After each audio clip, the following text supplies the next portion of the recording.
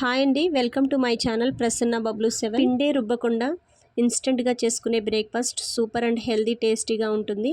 Bowl తీసుకుని ఒక cup రాగి పిండి తీసుకుని ఒక కప్పు కట్ చేసుకున్న ఉల్లిపాయ ముక్కలు వేసుకుని ఒక కప్పు క్యారెట్ తురుము, ఒక కప్పు తురుముకున్న ఆనపకాయ ముక్కలు, కొద్దిగా చిన్నగా కట్ చేసుకున్న కొత్తిమీర ముక్కలు, 2 రెమ్మల కరివేపాకు, సన్నగా తరుక్కున్న పచ్చిమిర్చి, కొద్దిగా అల్లం ముక్కలు, 1 టేబుల్ స్పూన్ జీలకర్ర వేసి రుచికి తగినంత ఉప్పు వేసుకుని పిండి వేసుకున్న ఇంగ్రీడియంట్స్ బాగా కలిసేంత వరకు కలుపుకోవాలి.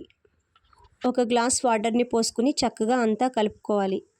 పిండి కన్సిస్టెన్సీ ఈ విధంగా పలుచగా ఉండాలి. మరొకసారి పిండి ఎగ్స్ బాగా మిక్స్ అయ్యేంత వరకు కలుపుకోవాలి. ఇలా కలుపుకున్న తర్వాత ఒక 10 మినిట్స్ నాననివ్వాలి.